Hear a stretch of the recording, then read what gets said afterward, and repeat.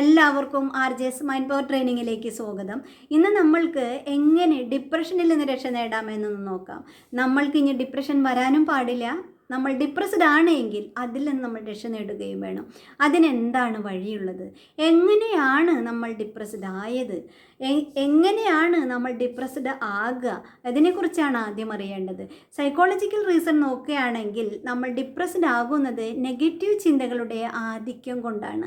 Conflict നിറഞ്ഞ ചിന്തകൾ കാരണമാണ് നമ്മൾ ഡിപ്രസ്ഡ് ആകുന്നത്. അതിൽ നിന്ന് രക്ഷ നേടണമെങ്കിൽ നമ്മൾ എന്ത് ചെയ്യണം? നമ്മൾ തന്നെ സാക്ഷി രൂപത്തിൽ നമ്മുടെ ചിന്തയെ ഒന്ന് നോക്കുക. അതിനായി നമ്മൾ എന്താണ് ചെയ്യേണ്ടത്? അതിനുള്ള എക്സസൈസ്, നമ്മളെ തന്നെ മുകളിൽ ഒന്ന് കാണാം. നമ്മൾ കുറച്ച് മുകളിലായിട്ട് നമ്മളുണ്ട് എന്ന് നോക്കിയിട്ട് അവിടെ നിന്ന് നമ്മൾ താഴെയുള്ള നമ്മളെ ഒന്ന് നിരീക്ഷിക്കുക. നമ്മുടെ ചിന്തയെ ഒന്ന് നിരീക്ഷിച്ചു കൊണ്ടിരിക്കുക.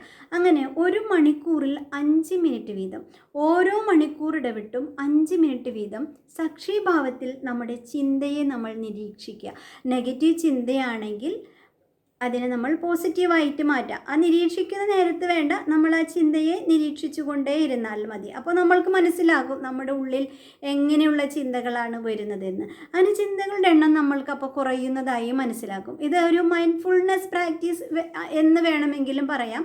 നമ്മൾ നമ്മുടെ ചിന്തയിൽ അവെയർനെസ് കൊടുക്കുക, ശ്രദ്ധ കൊടുക്കുക. അങ്ങനെ നമ്മൾക്ക് മനസ്സിലാക്കാനായിട്ട് സാധിക്കും നമ്മുടെ ചിന്തകൾ എങ്ങനെയാണെന്ന്. അങ്ങനെ ആ ചിന്തകളെ നെഗറ്റീവ് ആണെങ്കിൽ പോസിറ്റീവായിട്ട് മാറ്റുക. ഓരോ മണിക്കൂറിലും 5 മിനിറ്റ് വീതം സാക്ഷിഭാവത്തിൽ നമ്മൾ നമ്മുടെ ചിന്തയെ നിരീക്ഷിക്കുക. അങ്ങനെ ആകുമ്പോൾ നമ്മൾക്ക് ഡിപ്രഷനിൽ നിന്ന്, ആങ്സൈറ്റിയിൽ നിന്ന്, ടെൻഷനിൽ നിന്നെല്ലാം മുക്തി നേടാനായിട്ട് സാധിക്കും. ഇതാണ് സൈക്കോളജിക്കലി ഉള്ള ഒരു പ്രാക്ടീസ് എന്ന് പറയുന്നത്.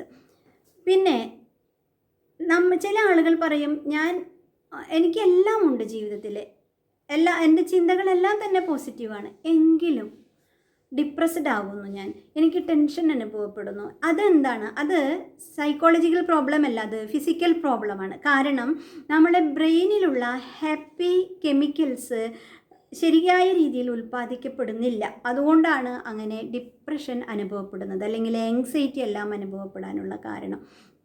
ഡോപ്പാമിൻ, സെറോട്ടോണിൻ, എൻഡോർഫിൻ, അങ്ങനെയൊക്കെയുള്ള ഹാപ്പി ഹോർമോൺസ് അല്ലെങ്കിൽ ഹാപ്പി കെമിക്കൽസ് ഉണ്ടല്ലോ, അത് ശരിയായ രീതിയിൽ ഉൽപ്പാദിപ്പിക്കാതിരിക്കുമ്പോഴാണ് നമ്മൾ ഡിപ്രസ്ഡ് ആയിട്ട് മാറുന്നത്. എല്ലാം ചെയ്യാൻ വളരെയധികം ആഗ്രഹമുണ്ട്, യാത്ര ചെയ്യാൻ ആഗ്രഹമുണ്ട്, നല്ലപോലെ വർക്ക് ചെയ്യാൻ ആഗ്രഹമുണ്ട്, പക്ഷെ ഒരു എനർജി വരുന്നില്ല. എനർജി ലെവൽ വളരെയധികം കുറവാണ്. കാരണം കെമിക്കൽസ് ശരിക്ക് ഉൽപ്പാദിപ്പിക്കപ്പെടുന്നില്ല.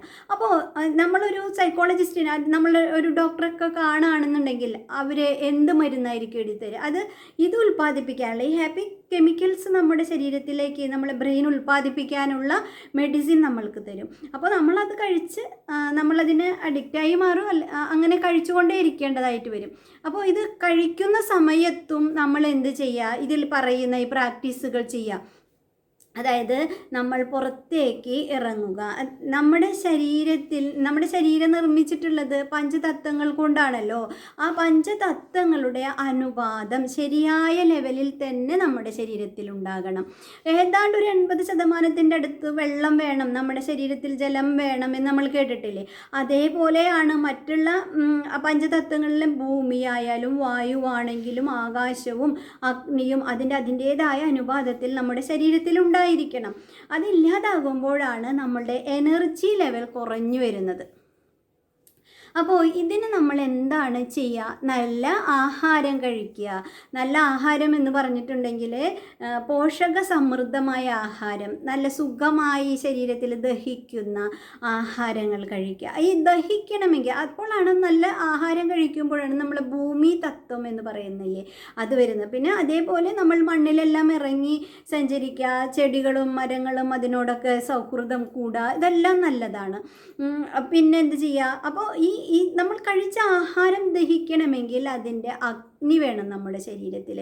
അപ്പോൾ അഗ്നിക്കായിട്ട് നമ്മൾ എന്ത് ചെയ്യണം?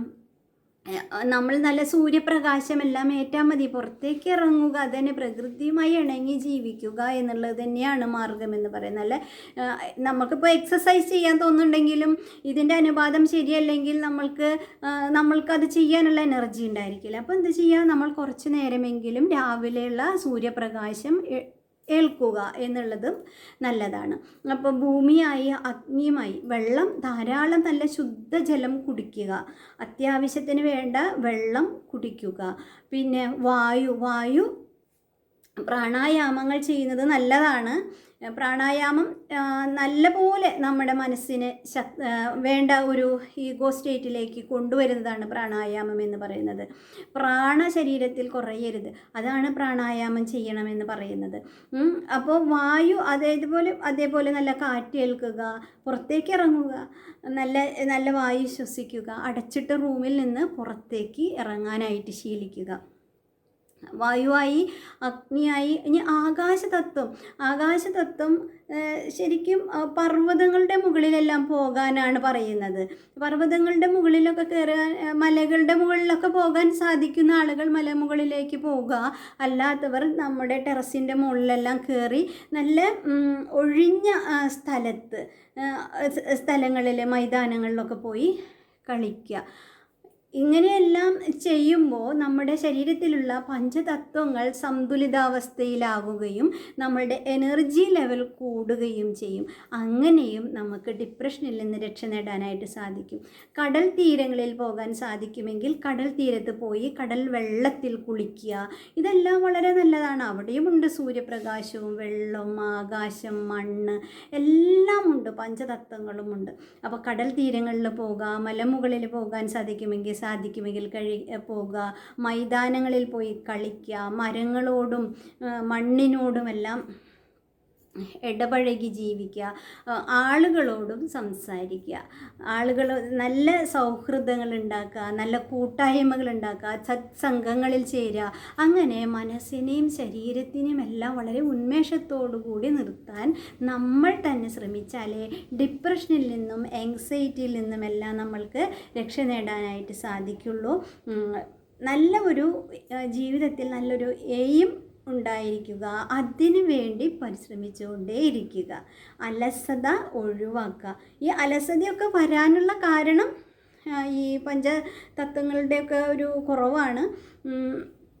അങ്ങനെ ഹാപ്പി കെമിക്കൽസ് ഇല്ലാത്തത് കൊണ്ടൊക്കെ തന്നെയാണ് ഉണ്ടാകുന്നത്. പിന്നെ നെഗറ്റീവ് ചിന്തകൾ കാരണം കൊണ്ടൊക്കെയാണ് ഈ അലസതയൊക്കെ വരുന്നത്. നമ്മൾ എന്ത് ചെയ്യണമെന്ന് വിചാരിക്കുമ്പോൾ നമുക്ക് ചെയ്യാനൊരു ഉന്മേഷം കിട്ടാത്തതൊക്കെ. അതിനൊക്കെയുള്ള മുഖ്യ കാരണമാണ് നെഗറ്റീവ് ചിന്തകളുടെ ആധിക്യവും പഞ്ചതത്വങ്ങളുടെ സന്തുലിതാവസ്ഥ നമ്മുടെ ശരീരത്തിൽ ഇല്ലാതിരിക്കുന്നതും. ഇതിൽ നിന്നും രക്ഷ നേടാനുള്ള മാർഗങ്ങളാണ് വീഡിയോയിൽ പറഞ്ഞിട്ടുള്ളത്. എല്ലാവരും ചെയ്യുമെന്ന് പ്രതീക്ഷിക്കുന്നു. എല്ലാവർക്കും ശുഭദിനം നേരുന്നു. Thank you so much.